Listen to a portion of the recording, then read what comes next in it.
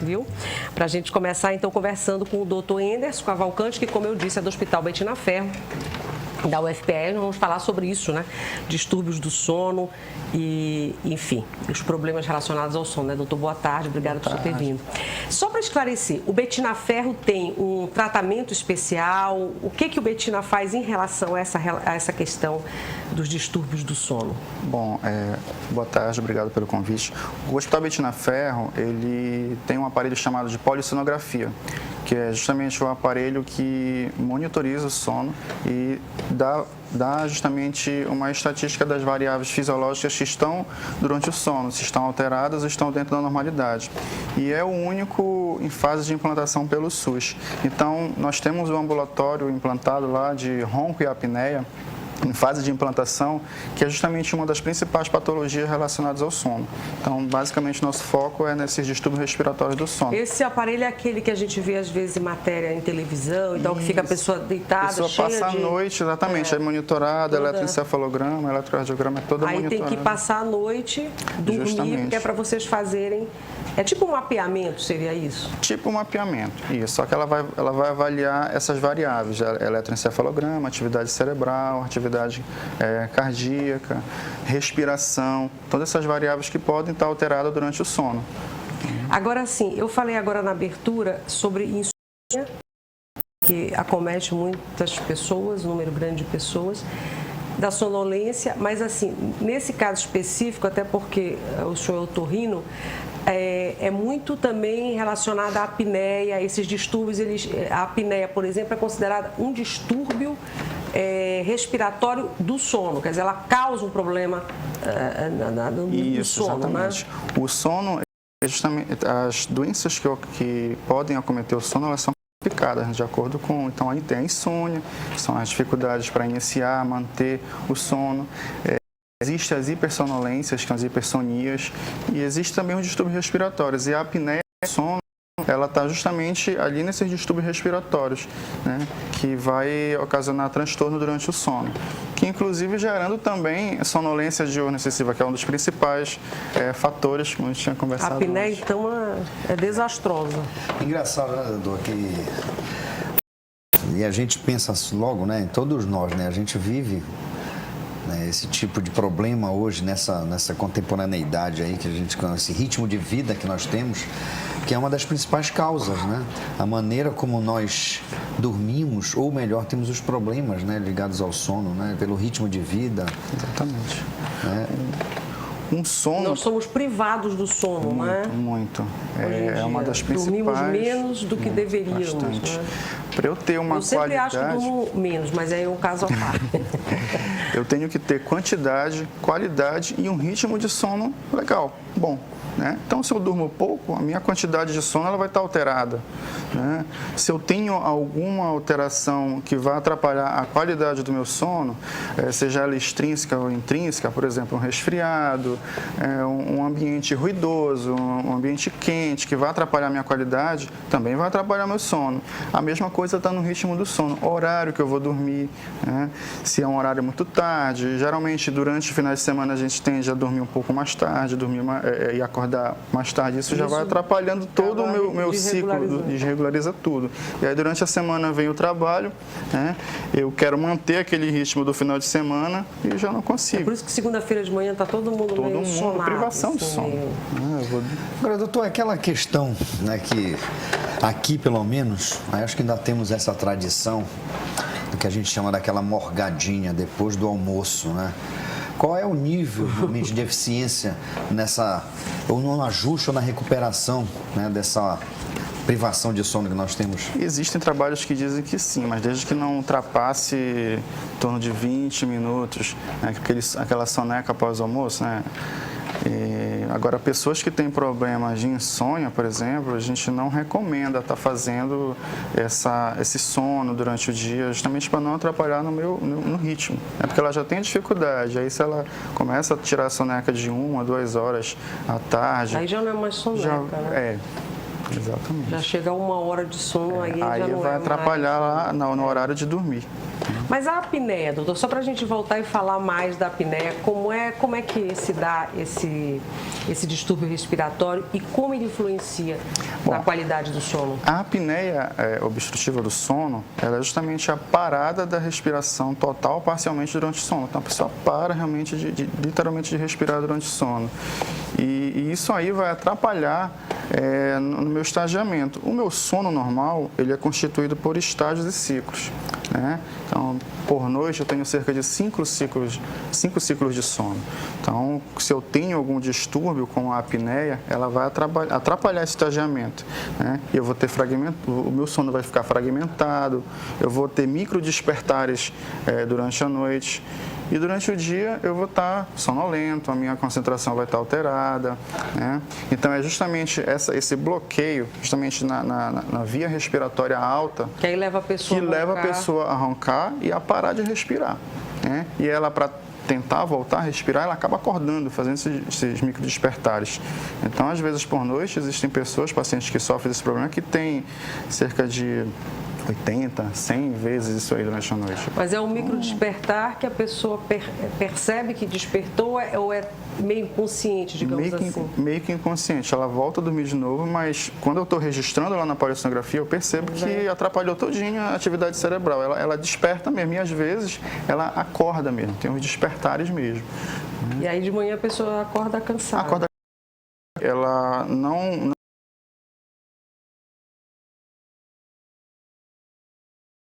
né, que onde eu vou relaxar o meu corpo, né?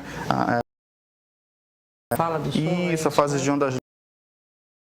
Ela não entra. A gente vai ver lá na polissonografia, é totalmente zero de estágio de sono de REM, né? Ela não relaxa mesmo. É muito comum, muito comum. Como o Marcelo falou, isso hoje em dia, a questão do trabalho, obesidade, tá tudo relacionado a estresse. Sem contar que a apneia está diretamente ligada a distúrbios alterações cardiovasculares, aumento da pressão, hipertensão arterial, problemas cardíacos, de infarto, acidente vascular cerebral, né? Ela por si só já é fator de risco para o aumento da pressão arterial, para a hipertensão. Então, tem grande problema. Ela altera, como ela altera o meu processo do sono, tem determinados fatores hormonais lá relacionados com a saciedade. Então, a pessoa tende a ganhar mais peso quando ela tem essas alterações do sono. Então, é uma coisa...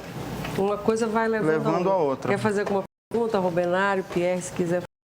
Assim, em relação ao tempo de sono, ou não necessariamente o tempo de sono, mas qual o tempo certo do sono, né? Assim... Existe uma média, né, que é em torno de 7 a 8 horas, mas dentro dessa média aí também existem os dormidores longos e os dormidores curtos. O que vai fazer com que eu seja um dormidor curto ou longo está dentro dessa média? É a minha satisfação quando eu vou acordar durante o dia. Então, tem pessoas que dormem 6 horas e acordam super bem, dormem 5 horas e acordam super bem. Aquilo lá é o ritmo dela.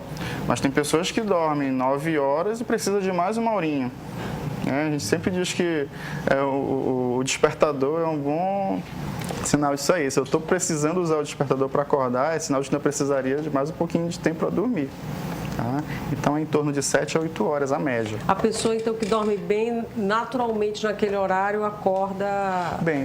Não, além de acordar bem, eu estou dizendo, acorda, desperta, não precisa ser acordada. Naturalmente, já naquele horário, exatamente. Desperta e sem precisar de despertador. Sem precisar de despertador. Acordei, está ótimo, estou me sentindo bem, aquele lá é o ritmo dele. E é muito variável também, né? Essa questão do tempo de sono para cada um. Mas a média, dizem que a média é essa, né? 7 a 8 horas. E aí vem aquela questão da privação, né? Se eu vou dormir 11 horas, meia-noite e acordar 5 horas, e eu sou uma pessoa que precisa de 8 horas de sono, no outro dia eu vou ter as consequências também da minha privação de sono. Isso é acumulativo, né? Muito acumulativo. Acumulativo mesmo. E gera ansiedade, depressão. Mau humor, né? Mau humor. Irritabilidade. A gente vê muito isso em criança também, que tem esses distúrbios também em criança. Em criança é mais comum que tipo de distúrbio? A apneia também está envolvida, né? Principalmente com os distúrbios de hipertrofia de adenoide e amígdala. Então, também isso pode ter em criança. Na verdade, assim, roncar não é normal. Roncando, alguma coisa está alterada, seja em criança, seja em adulto. Então, tem que ser investigado, tem que passar por uma avaliação médica, né, justamente para avaliar essa questão. O ronco, então, ele é a representação de que alguma coisa não está legal. Não está legal. E porque tem algumas pessoas, e isso a gente ouve aí no dia a dia, que as pessoas dizem que roncam porque estão muito cansadas, talvez de um dia árduo, mas isso pode ser uma coisa bem mais grave. Pode ser algo bem mais grave. Eu posso ter essa obstrução, como eu falei no início, uma obstrução nasal pode gerar um ronco, uma obstrução já nessa parte mais baixa da faringe pode gerar, mas o fato é que tem algo que está obstruído que precisa ser avaliado, né? Roncar. E aí, junto com o ronco, evolutivamente vem as apneias. Eu começo a ter a diminuição do fluxo e até mesmo a cessação do fluxo do ar. Agora me veio aqui uma curiosidade. Porque a gente tem... Você está falando que são na média 7, 8 horas. Mas há também aquele momento da preparação para um sono que às vezes as pessoas consideram como um período extenso de sono, né? Se deitar, desligar, né? Toda a conexão que tem com o dia a dia. E até realmente entrar naquele momento em que você fecha os olhos e entra nos processos do sono. Isso também é um problema? Também, nós orientamos. É mal pensado pelas pessoas? Sim, isso? sim. Aí entra a questão da higiene do sono, né? Então, o que nós orientamos? Sempre ter um exercício não diria um exercício de relaxamento, mas uma fase mais relaxada para ir para a cama, né? Pelo menos às 2 horas, uma hora que antecede. Não levar os problemas para... Eu sei que é difícil, mas tentar não levar. Não, estou ali no computador e, vou dormir, às vezes não é bem assim, até a gente conseguir desligar e entrar no sono, né? Então isso aí está também relacionado à higiene do sono, essa diminuição do ritmo para poder ter um sono tranquilo, um sono com qualidade, né? O quarto escuro, um ambiente escuro, não barulhento, né? Não ruidoso, evitar fazer alimentações pesadas próximo, pelo menos 2 horas antes de dormir, atividade física não é orientado também nas 4, 6 horas que antecedem, bebidas, alimentos estimulantes, como cafeína, também 6 horas antes do sono. Então, isso aí entra também na higiene do sono, né, para eu ter uma qualidade de sono boa. Agora, doutor, o que é mais comum? Por exemplo, o senhor já falou desses distúrbios respiratórios, né, que levam a apneia e aos distúrbios e tal, e a perturbar o sono. E a insônia é muito comum, né? A gente ouve muitas pessoas se queixando disso, né? Da insônia e por razões aí diversas, né? Além disso, é comum também, que outros distúrbios, que outros problemas relacionados ao sono também são muito, vocês veem muito, quer dizer, acometem muitas pessoas? A insônia é muito comum. Agora, o oposto da insônia, que o senhor falou aqui antes de começar o programa, que é aquela pessoa que precisa dormir muito. É a hipersonia, né? Essas hipersonias, que aí entra as narcolepsias que não são tão comuns, mas também que existem, né? Existem também, né? Pessoas que têm aquela necessidade intensa de dormir, né? E não conseguem se controlar, e ela faz isso várias vezes durante o dia, né? Uma sonolência excessiva, fora do normal, e aí precisa ser investigado também. Mas aí no fundo disso está o quê, de modo geral? Ela pode ter a doença mesmo, né? Aí isso é uma doença? É uma doença. Ela pode ter a narcolepsia mesmo, que aí entra nas hipersonias. Eu posso ter também uma sonolência excessiva por conta de uma apneia, eu vou estar também. Privação de sono, eu posso estar privado de sono e estar durante o dia muito sonolento. Então, por isso que é importante fazer essa investigação. Se eu estou percebendo que eu estou com muito sono durante o dia, eu estou com aquela sonolência excessiva, tem que ser avaliado, tem que ser investigado, porque posso estar diante de uma apneia, posso estar diante de uma privação de sono, posso estar diante de uma narcolepsia. Privação do sono é você precisar dormir mais, mas por uma razão você dorme um pouco menos horas e aí aquilo vai acumulando, é isso que se chama sim, de privação do sono. sim. Você está sempre devedor, né? Devedor. O sono nunca é o que você gostaria que fosse. Gostaria né? que fosse, exatamente. Mas assim, vocês lá no Betina Ferro, nesse exame, de um modo geral, os resultados, o maior número de resultados é relacionado a problemas geralmente é respiratório, até por conta da especialidade, né? Então acaba direcionando mais para isso aí, mas eventualmente é encontrado também pacientes com insônia, junto com a apneia, também pode ter as duas coisas juntas. Qual é o tratamento para a apneia respiratória? O que tem que fazer? Faz esse exame lá? Bom, a primeira coisa é passar no médico para avaliar, né? É fazer toda a avaliação da parte clínica, a avaliação física, para ver se detecta algum fator obstrutivo, né? Alguns exames complementares, como a fibronasolaringoscopia. E aí, a partir de então, chega a polissonografia, que é justamente é este exame, que justamente vai avaliar se ele está apenas roncando, né, se tem algum outro distúrbio do sono também, se ele está fazendo apneia, né, através da monitorização aquelas variáveis fisiológicas. E a partir daí, quais são os tratamentos? Eu vou traçar o meu tratamento. Aí ele apenas está roncando, eu tenho uma apneia leve, eu posso tratá-lo apenas com medidas de higiene do sono comportamentais, como, por exemplo, perder peso. Está obeso, está acima do peso, ele consegue diminuir o peso, melhora a apneia, melhora o ronco, isso é muito comum. Existem tratamentos apenas com aparelhos intraorais para fazer o reposicionamento da língua, né? E aí melhorar o espaço aéreo para melhorar a respiração. Mas aí é o quê? É um aparelho que coloca? Coloca o aparelho para dormir, geralmente são dentistas que trabalham na área, que confeccionam esse aparelho e colocam para dormir. Posição para dormir na cama. Se eu dormir de peito para cima, que é o decúbito dorsal, eu vou roncar mais, porque a minha língua vai se projetar para trás e isso aí vai gerar uma obstrução. Então, o que é que nós orientamos? Procurar dormir de lado, né, para evitar isso aí.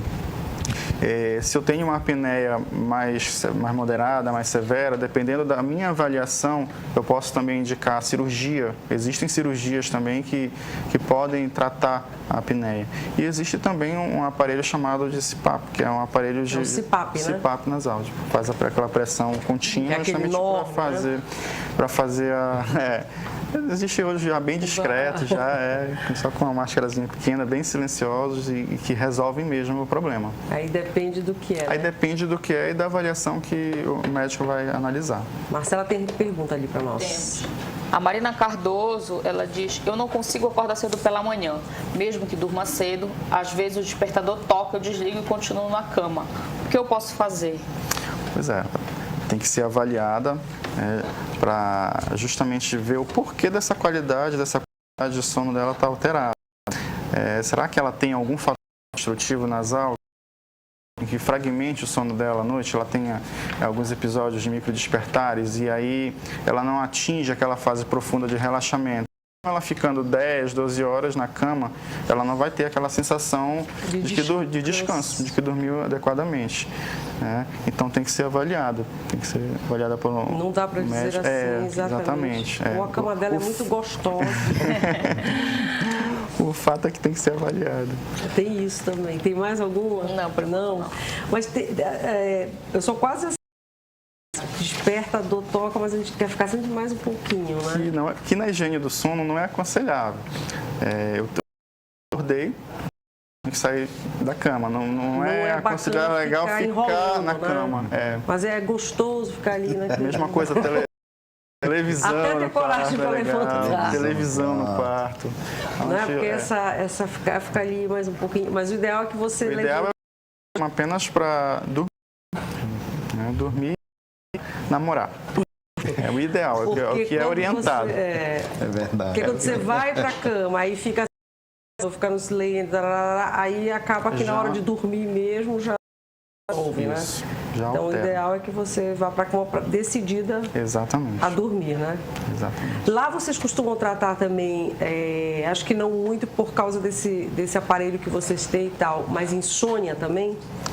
Como eu falei, chega paciente, mas nós direcionamos mais para os distúrbios respiratórios por conta da especialidade. E a insônia vocês encaminham para quem? Geralmente para o neurologista ou algum outro colega também que trabalha, algum outro médico que também trabalha dentro da medicina do sono, né? Que existem outros também, pneumologia, psiquiatras que atuam também. E aí você, às vezes, tem que trabalhar em conjunto, né? Sim, até porque as causas são multifatorial, não tem única, né? Então, às vezes, outros distúrbios estão envolvidos.